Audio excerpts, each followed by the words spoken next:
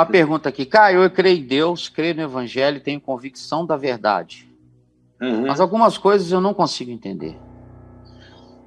Eu não queria questionar Deus, mas isso me faz pensar demais. Como que Deus perdoa os homens que praticam coisas terríveis? Colocando, por exemplo, como exemplo Hitler, ou até mesmo um estuprador, abusador de crianças, assassinos cruéis, todo tipo de maldade. Como podemos ter força para perdoar se isso acontecer conosco ou com alguém da nossa família? Como não ter ódio disso, Caio? Ele começou perguntando de Deus, né? Você não é Deus. Como que Deus perdoa? Deus é diferente de você, graças a Deus, senão eu estava ferrado. Graças a Deus, você não é Deus e Deus não é como você. Senão eu estava perdido. E o mundo inteiro.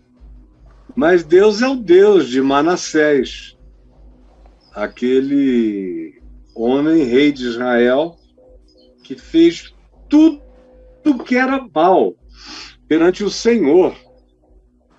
E fez até com os filhos dele. Queimou os próprios filhos em sacrifício a Moloque, a Astarote, a outros deuses daqueles dias, e fez todo tipo de bruxaria, de mandinga, de desejo mal, de amarrações perversas, e se prostituiu espiritualmente, diz lá o texto, com todos os deuses dos céus. Ele seguia o exército dos céus. Tem um significado amplo essa expressão, inclusive se relaciona a essas divindades às quais se atribui terem vindo de determinados pontos de astrologia nossa. Então, na antiguidade, os seres que visitavam a Terra, que os hebreus chamavam de anjos, mas os demais povos do mundo chamavam de deuses, os hebreus chamavam de arcanjos, eles chamavam por outros nomes, e por assim adiante, esses seres espirituais, eles estão aí e fazem parte daquilo que antigamente se chamava de exército dos céus, entre outras coisas, ou de deuses dos povos. E Manassés cultuava todos esses deuses, e não só Manassés. Deixa eu dizer uma coisa aqui para vocês, que alguns vão ficar escandalizados, mas é um escândalo que eu faço questão de jogar, porque é escândalo que só dá em casca grossa crente. Aí é para tirar a casca do bicho mesmo. Existem textos paralelos à Bíblia hebraica, sobre Salomão, filho de Davi, que narram as feitiçarias de Salomão. Porque Salomão, o texto bíblico diz que teve quase 1000 mulheres, praticamente todas elas adoravam a deuses estranhos, cultuavam esses deuses, faziam oferendas, despachos, trabalhos, cultos variados, libações, sacrifícios a esses deuses, pedindo coisas frequentemente malignas da sua cobiça, das suas guerras e disputas pessoais. E Salomão se desenvolveu, e o texto bíblico diz, não só em botânica, em ciências, ele se tornou um especialista em todo tipo de planta e de erva da terra. Ele ficou um grande botânico, um grande alquimista. Antes da alquimia ele já era. E o texto dos judeus, fora da Bíblia, diz que ele também praticou terríveis feitiçarias. Até que no processo do envelhecimento ele foi se convertendo e deixando aquilo que ele sabia que era considerado maldade do ponto de vista espiritual. Então, mesmo assim, esses caras todos, o bruxo, Salomão, separaram as bobagens dele e ficaram as coisas boas. Estão ali no cânon sagrado.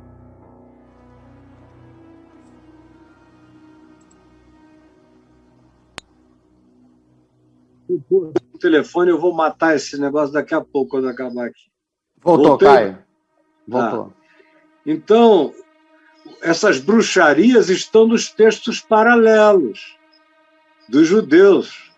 E o Manassés fez muito mais coisa pior do que a narrativa bíblica diz. E o que a narrativa bíblica diz já transforma Manassés no Hitler do Velho Testamento, de tão perverso que o cara era.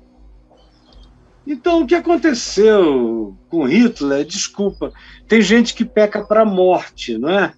É o que o apóstolo João diz no capítulo 5.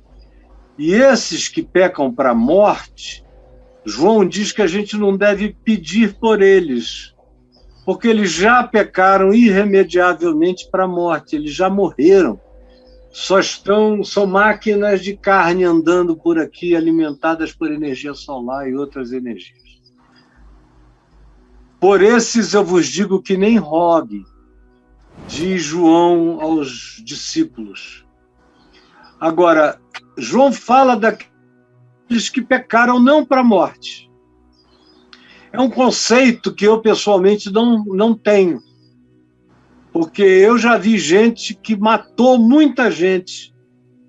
E eu não sei se pecou para a morte, porque foram pessoas que se arrependeram profundamente.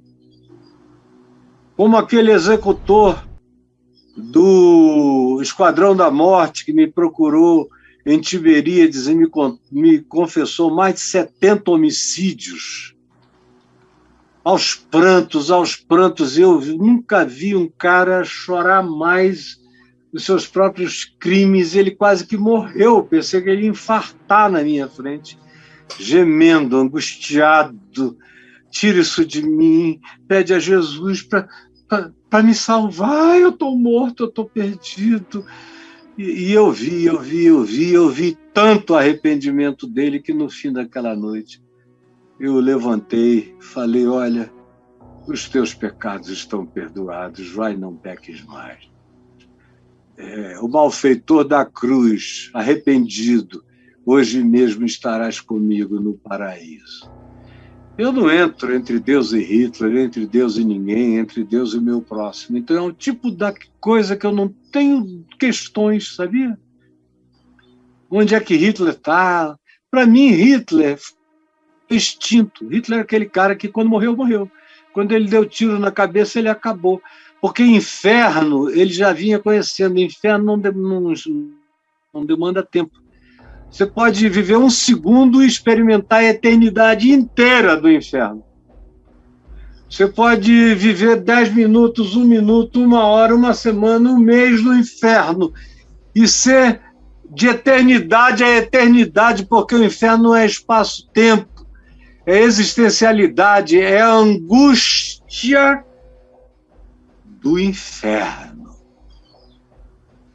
E não é medido por quantificação temporal ou espacial, é um estado ao fim do qual o indivíduo cai no lago de fogo e é extinto, desaparece. Agora, quem cai lá, eu não meto o bedelho. Agora, você tem mais o que se preocupar com você mesmo, cara. Não é com Deus. Deus é Deus. Graças a Deus, Deus é Deus e é bom. Não é assim. Eu queria era ficar longe de ti, para não sofrer as tuas emoções e os teus sentimentos raivosos sem perdão. Agora, não é preciso ser Deus, não, para isso. Se matassem toda a minha família, a mim às minhas irmãs, ao meu irmão, à minha mãe, à mãe do meu pai, aos irmãos dele, que ele era louco pelos irmãos também, matasse todo mundo, sobrasse só ele. Sabe a quem que ele iria odiar? Ninguém. Sabe a quem que ele iria fazer perguntas de porquê? Para ninguém, nem para Deus. Sabe quantas vezes ele iria conversar sobre o assunto? Nenhuma. Se dissessem a ele que pegaram os assassinos e na informalidade dissessem: o senhor quer que a gente dê um jeito, eles nem aparecem na delegacia, ele iria dizer: não aumentem o pecado de vocês, não somem aos pecados deles os de vocês. Levem-nos para as autoridades constituídas e que eles paguem segundo a lei e a Constituição.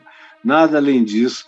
Aqui no mundo não há justiça. Deixem eles com quem faz justiça, que é um só. Então não é preciso ser Deus para ser assim, não. Eu conheci um homem que não era Deus, mas era um homem. E que me ensinou a ser um homem. Graças a Deus eu nunca tive que estender o espectro, o escopo da minha atitude de perdão num nível desse inconcebível.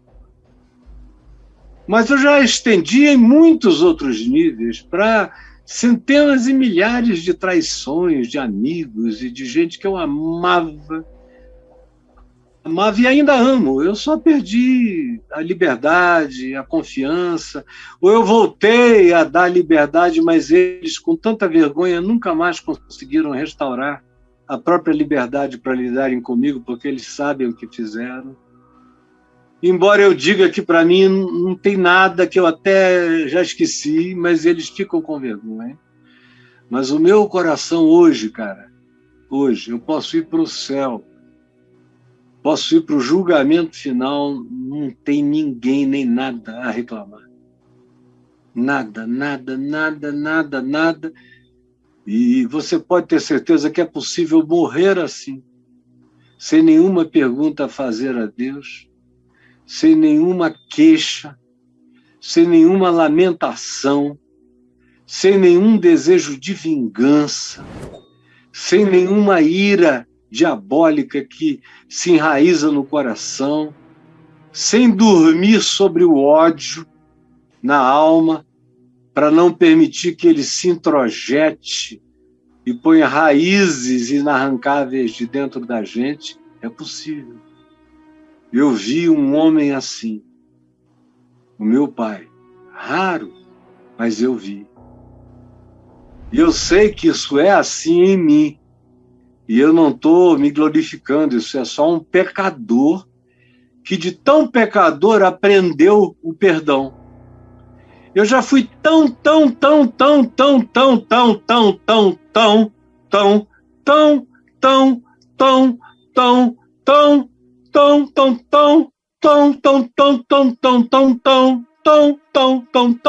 Santo Antônio de Santão, perdoado,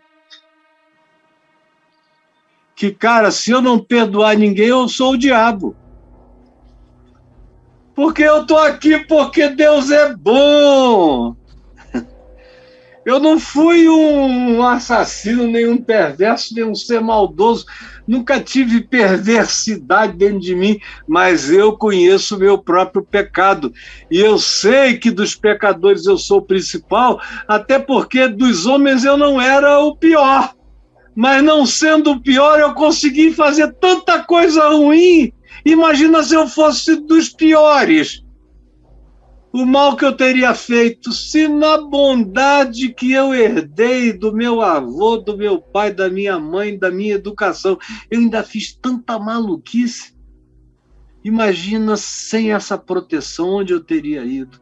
Então, olha, não tem ninguém que para mim eu não possa perdoar. Ninguém. Por isso não me pergunta nem de Hitler.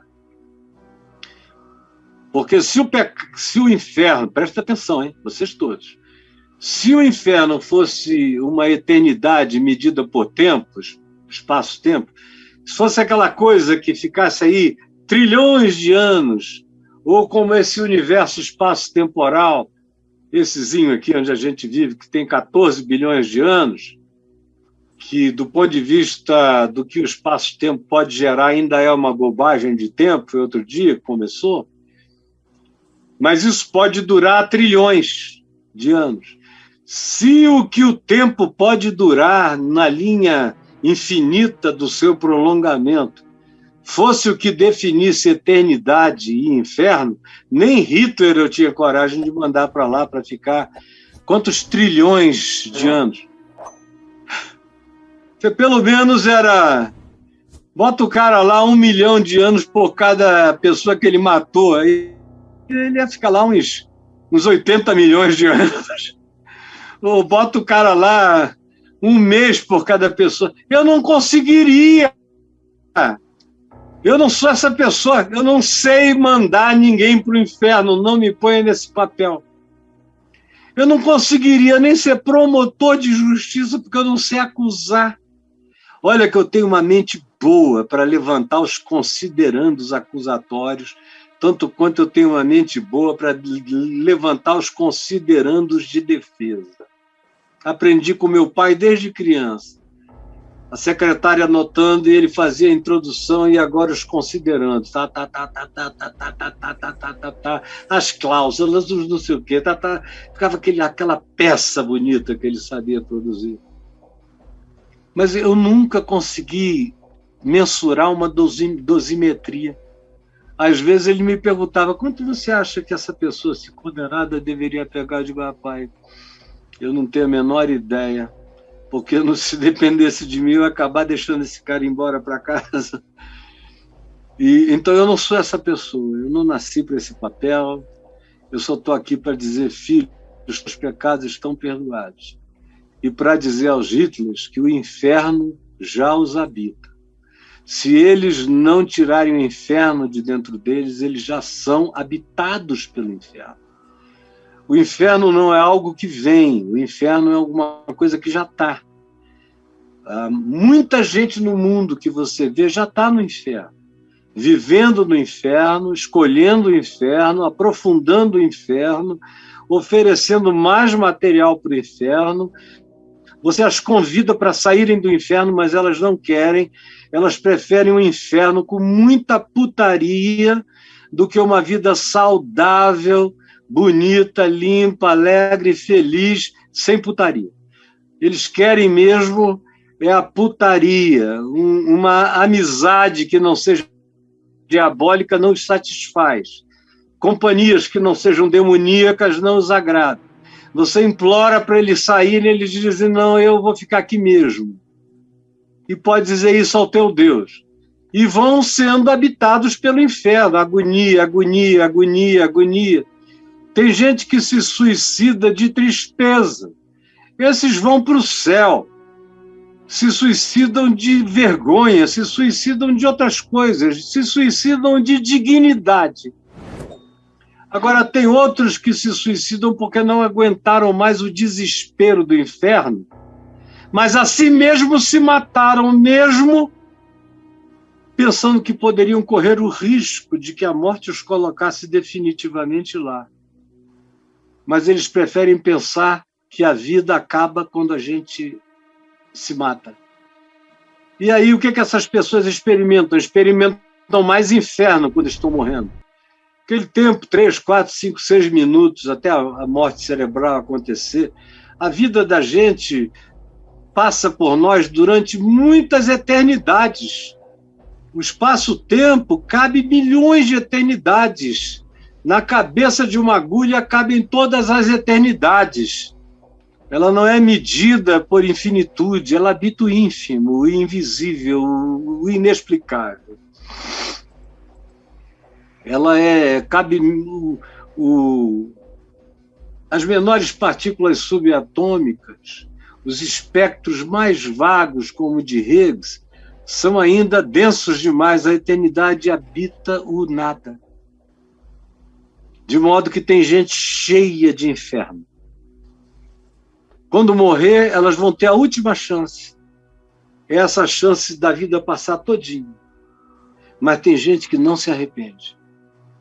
Mesmo vendo tudo, mesmo fazendo mal outra vez, mesmo vendo a dor que causou em todos os que causou, mesmo tudo aparecendo, o cara tem ainda o dom da gargalhada última e maligna. E esse cara prova o inferno com uma consciência eterna que pode durar 1 segundo, 10 segundos, 1 minuto, 1 hora, não sei. O tempo não importa, mas ele toma consciência e é extinto. É extinto, é jogado no lago de fogo, é extinto. O lago de fogo do Apocalipse é uma figura arquetípica colocada no futuro do livro do Apocalipse. Mas o livro do Apocalipse tem um monte de linguagens e arquetipias de natureza existencial que estão se cumprindo todos os dias, assim como a própria história do Apocalipse se cumpre e se repete todos os dias, só que em graus mais intensos. Então, meu filho, o que eu consigo te falar do inferno é isso. Agora, eu sei que um monte de gente, a maioria das pessoas, que os crentes dizem que estão no inferno, estão no céu. E que tem um monte de crentes botando gente no inferno que está no inferno. Isso, infelizmente, eu sei. Está cheio de crente no inferno, como estava cheio de fariseu, saduceu, religiosos, a quem Jesus chamou de filhos do diabo, filhos do inferno. E tem um monte de prostitutas a quem Jesus disse, elas precedem vocês no reino dos céus. Então, é temor e tremor e andar com o coração disposto a perdoar. Porque o problema da história toda que você me contou é só você. E se você não aprender a perdoar, e perdoar não é sentimento, não é se apaixonar pelo assassino, pelo estuprador, por nada disso. Eu olho para o estuprador, honestamente, a vontade que dá, eu sou um macho, sei bater. Eu estou velho, mas eu ainda tenho a condição de matar um homem com as minhas mãos. Tenho condição de quebrar, pulverizar os ossos de um homem. Se ele não souber o que eu sei, eu posso ser mais fraco do que ele e eu arrebento ele. Só se ele souber o que eu sei e for mais forte do que eu. Meu único problema hoje em dia é resistência, mas eu sei acabar com uma pessoa em 1 minuto, 1 minuto e meio, rápido. Dá vontade de arrebentar, mas dá e passa. Dá e passa. A minha humanidade, eu digo para mim mesmo, que vontade eu tenho de arrebentar esse cara. Às vezes eu até digo para ele, olha, dá graças a Deus, como eu já falei para muitos, porque eu sou de Jesus mesmo, senão eu ia te quebrar todinha, destroncar o teu pescoço, ia te deixar numa cadeira de roda para sempre. Mas você já está perdoado em nome de Jesus, porque eu não preciso sentir nada bom por você para te perdoar. Perdão é uma decisão, é uma escolha. Eu escolhi te perdoar. E eu escolhi pedir ao meu Pai que está nos céus que te perdoe.